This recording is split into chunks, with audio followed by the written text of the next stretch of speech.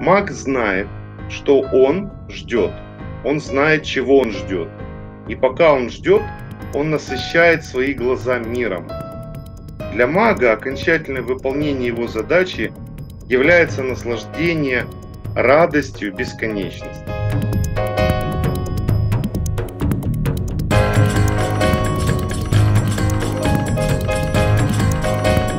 Я хотел бы акцентировать внимание бесконечность, на слове бесконечность в первую очередь.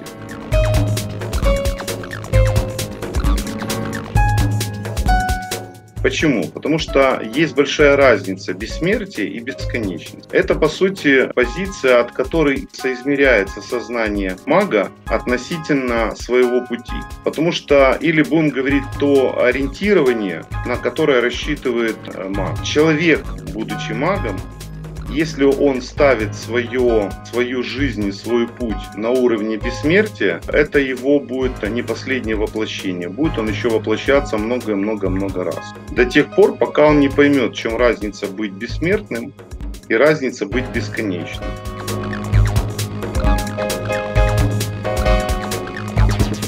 Потому что, когда мы соизмеряем человеческому, стремясь продлить свою жизнь, продлить там какие-то свои агонистические вибрации тела, я не говорю о пренебрежении, делать перебор в своей бессмертности, стремиться к продлению жизни и тратить на это время. То есть тратить время на то, чтобы научиться передвигать предметы, левитировать, шоу экстрасенсов и тому подобные битвы. На это по-настоящему магу нету времени тратить. Этот опыт уже был, и повторять его снова глупо.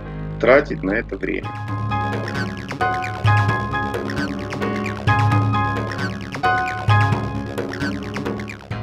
Поэтому маг, настоящий маг, который понимает разницу точки отсчета, точка бессмертия или точка бесконечности. Магу, по сути, все равно, смертен он или бессмертен.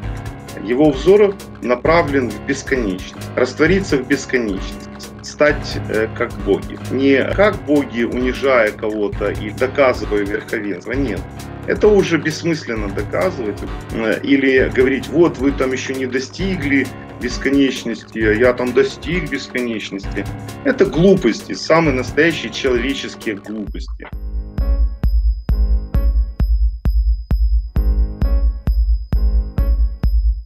Это то, что называется битьем головой об стенку, или, знаете как, ты не страус и полбетон. Маг знает, что он ждет, и он знает, чего он ждет, и пока он ждет, он насыщает свои глаза миром. То есть наслаждение миром, не просто миром, где есть вот это соревнование, кто круче там тачка, или сколько у него ипотек, или насколько у него офигенные кредиты там, или сколько у него денег, или еще что. Это все пыль. Определенные средства достижения, это определенные способы для того, чтобы познавать. Потому что цель мага — это познание самого себя, раскрытие. Цель — раскрыть себя на все 100%, раскрыть свои потенциалы. Но не для того, чтобы демонстрировать свое величие и свое могущество, а для того, чтобы раствориться в бесконечном. Вот это ожидание, это не такое праздное ожидание, типа мы ждем автобуса на остановке, когда придет бесконечность или просветление.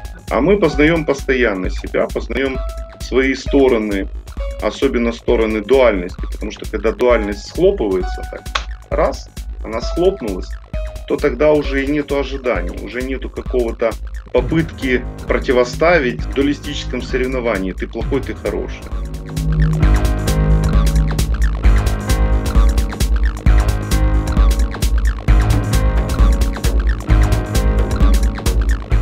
Это становится просто одно целым, которое выражает единственное стремление человеческого — это доказать себе, кто он есть. Через доказательство это другим. Вот очень простая формула. То есть если мы пытаемся доказать другим свою силу или свое величие, да, или какие-то свои способности, то это, по сути, открывает нам дуалистическую концепцию того, что это мы не доказали самим себе. Потому что когда мы доказываем это себе, когда мы это принимаем для себя познаний, то доказывать уже другим просто не хочется.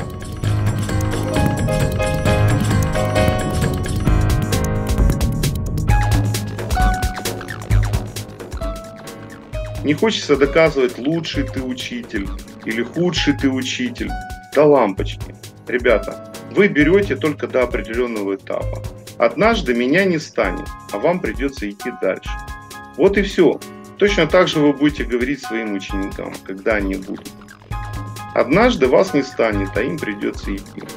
Вот взять все максимум, выжить, насколько это возможно, для того, чтобы себя идентифицировать. Это и есть основная цель и путь в магии.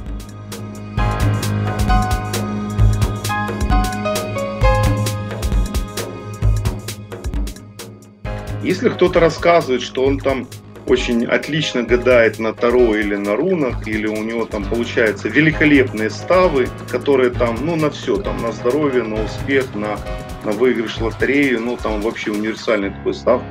Вперед, ребята, потому что это один из путей, которые необходимы для достижения или самоутверждения.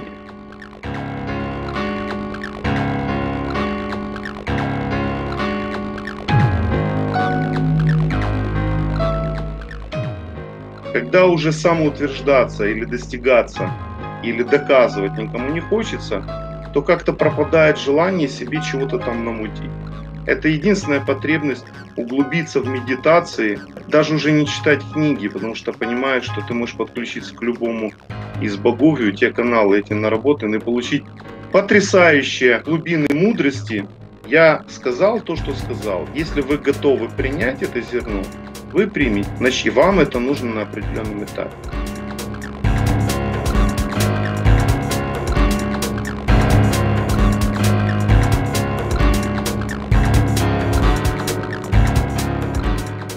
Я провожу только потому, чтобы высвободить новое место, свою чашу, чтобы моя чаша наполнялась новыми знаниями.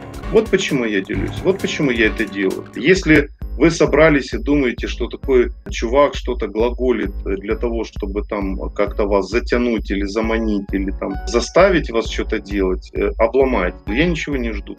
Я делаю это для себя, для того, чтобы освободить те знания, которые у меня есть. И они могут не всем подходить. Для мага, и вы однажды это поймете, я верю и знаю, что, может быть, уже сейчас многие из вас понимают, что уже какие-то ожидания от кого-то, от чего-то, их уже нет и не будет. Потому что насыщаешь свои глаза миром.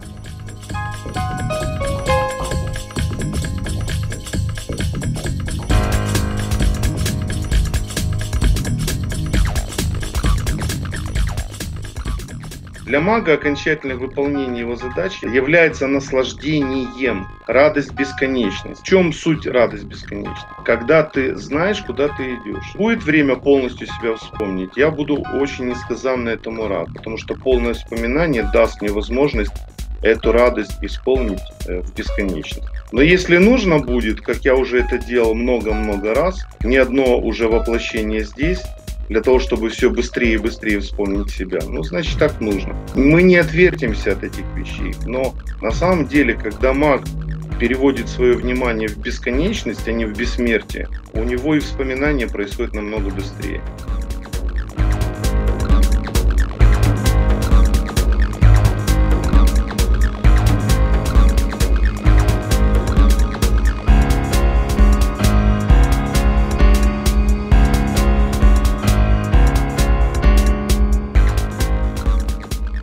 И вот здесь вот сказка «Ложь давней намек», добрый молодцам урок. Если вы обращаете внимание на свое бессмертие, как продлить, как протащить, то придется еще раз нырять, потому что вы еще не выкурили свой сток сена, еще не дополучили вагон своего удовольствия. Если ваша радость будет заключаться в созерцании бесконечности и на этот мир смотреть глазами прощающимся, то есть красивый мир, много здесь пробыл, пора идти дальше, наслаждаясь, насыщая свои глаза этими видами, особенно видами природы, не мегаполисами, не какими-то строениями, а именно природы, то это есть величие прощающегося мага, а взор все равно направлен к звездам, направлен в бесконечность.